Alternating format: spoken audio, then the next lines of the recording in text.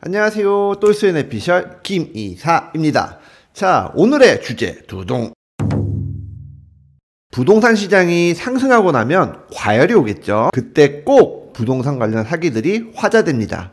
최근에 등기부 등본 관련 사기 내용이 한번 있었잖아요. 공중파 방송에서 다룰 정도의 이슈였거든요.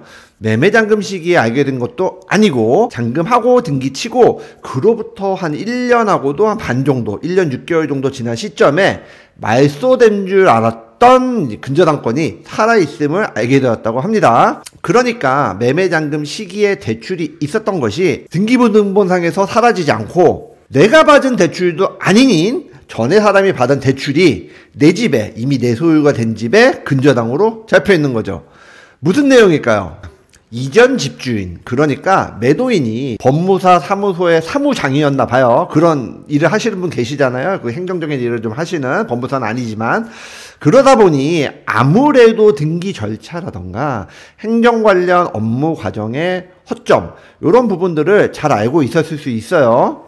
매각하면서 대출을 한 1억 6천 정도 받고 잔금을 받으면서 등기소에는 은행의 상환 영수증이라던가 뭐 말소 서류 이런 것들을 잘 챙겨서 그리고 위조해서 등기소에 가져다 주었고, 그래서 등기소는 당연히 말소해 줬겠죠. 말도 안 되는 일인 것 같지만 이번이 처음도 아니고 빈도수가 작지 않은 사기 형태예요. 제가 알고 있는 경험상 이런 경우에 은행은 말소 부분에 있어 이 의뢰를 제기하고 다시 등기소에 근저당을 걸어요. 그러면 소유자가 바뀐 상태에서도 뒤늦게 근저당이 잡힙니다. 이게 한 건이 아니라 4건 정도 동일한 범죄가 있었고 그만큼 피해자도 있다고 합니다. 빈번하게까지는 아니지만 과거부터 쭉 있어 왔던 사기 형태고 여전히 일어나고 있고 제도가 개선되지 않으면 앞으로도 일어날 일이에요. 왜냐하면 형식적 심사주의, 그러니까 서류가 들어오면은 서류만 보고 그냥 그 관련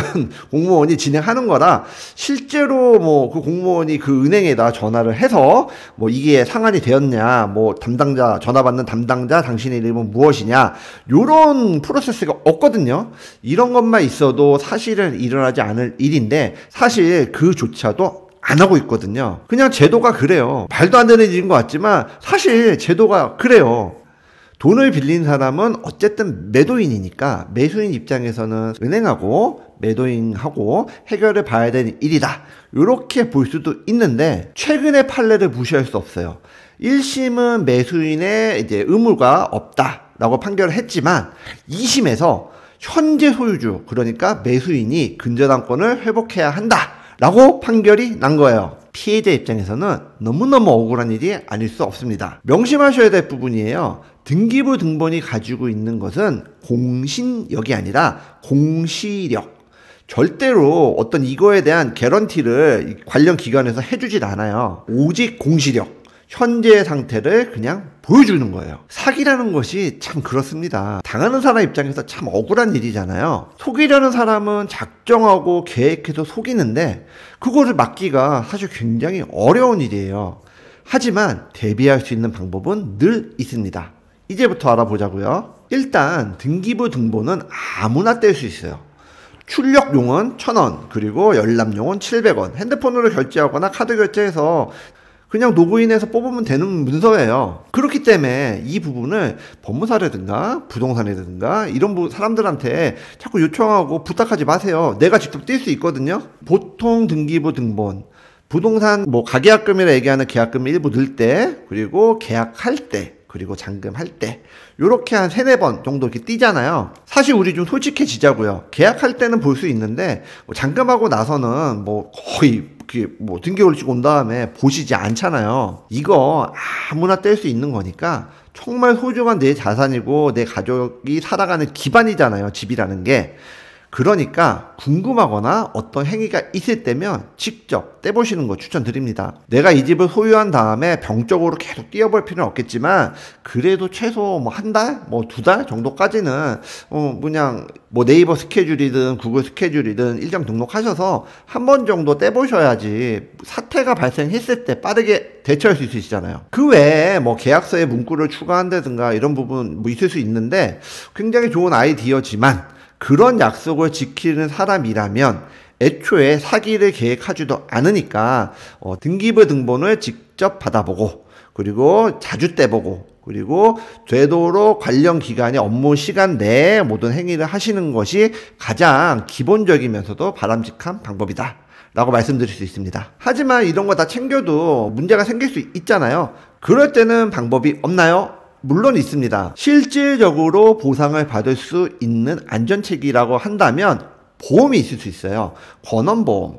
한 3억당 15만원 정도 비용이 들거든요. 제가 화면에는 핫땡보험에서 가져온 그림이라 핫땡보험이 명시가 돼 있는데, 핫땡보험뿐만 아니라 다른 보험사에도 이런 손해보험 관련 계열에서는 권원보험을 상품으로 갖고 있는 경우가 많아요. 부동산 관련 서류를 위조한 데에서 발생한 피해라든가, 또 매도인이 사기라든가 이중매매라든가 이런 부분으로 인한 피해, 그리고 잔금일 이후에 혹시 모르게 발생한 가압류라든가 가처분, 그런 것들에 대한 손해도 보장을 해주고요. 만약에 소송이 필요한 경우에는 소송에 들어가는 비용도 그 보험의 보상 내용에 포함이 되어 있는 경우가 많으니까 상품 꼼꼼히 한번 살펴보시고, 첫 계약이고 이런 일이 무서워서 계약이 조금 두렵고 주저되는 부분이 있다면 이런 보험을 통해서 대비하시는 것도 추천드립니다. 이런 일이 생기고 나서 보호받는 것보다 무엇보다 미리 예방할 수 있는 부분을 챙겨서 예방하는 것이 가장 좋은 방법이잖아요. 이만하길 다행이다 하는 일은 이만한 일이 없는 것이 가장 베스트다. 이런 사기 내용들이 마음에 쉽게 와 닿지 않을 수 있어요. 과거 부동산 사기, 분양 사기, 예금 사기, 이런 것들 뉴스에 나오는 거 보면 금액이 막 100억 단위, 200억 단위, 1000억 단위 그렇잖아요. 그런 만큼 나한테는 그런 돈이 없으니까 설마 나한테 사기치겠어? 이런 생각하실 수 있어요. 드라마 같은 거 보면은 서류 조작이라든가 바람잡이를 쓴다든가 팀별로 짜가지고 계획하고 그러는 거 공범들이랑 굉장히 치밀하게 설계하고 그러잖아요. 우리는 그런 드라마나 영화를 되게 재밌게 보기도 해요. 나쁜 일인데 굉장히 많은 품과 노력이 들어가니까 암으로 인해서 사기를 통해서 이득이 굉장히 크지 않으면 이런 범죄에 설계하지 않을 거다 생각할 수 있어요. 그런데 이번 사기는 1억 6천 정도 사기를 내건 한 5억 6억대 사기인 거예요. 절대 남에게만 생기는 희한한 일, 그런 일이 아닐 수 있다. 그리고 판례에서 피해자인데도 불구하고 배상해야 된다라는 판례가 나왔잖아요. 판례라는 것은 한번 딱 정해져서 예시가 잡히면 레퍼런스로 두고두고 사용이 돼요. 가해자들도 변호사를 씁니다. 그 변호사들한테 굉장히 큰 무기가 되고 나는 억울하고 굉장히 억울한데도 소송에서 지는 경우가 많잖아요. 절대 잊지 마십시오. 내가 세상에 태어나서 살아가는 데 있어 가장 큰 돈을 쓰는 부분이 어디다?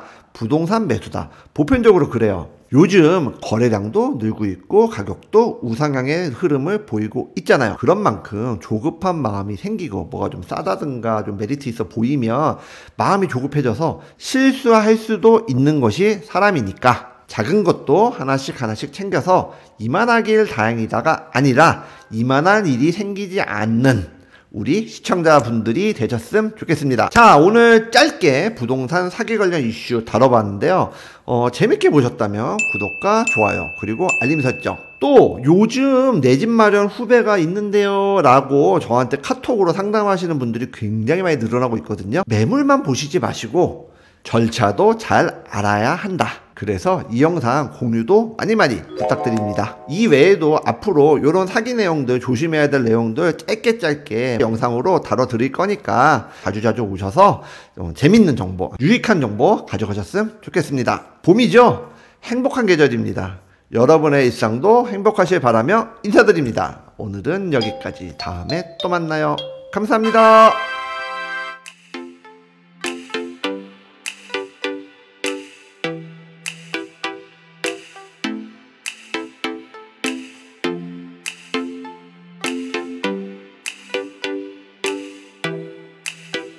오늘의 영상 도움이 되셨나요?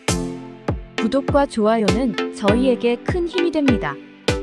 오래오래 우리 함께해요.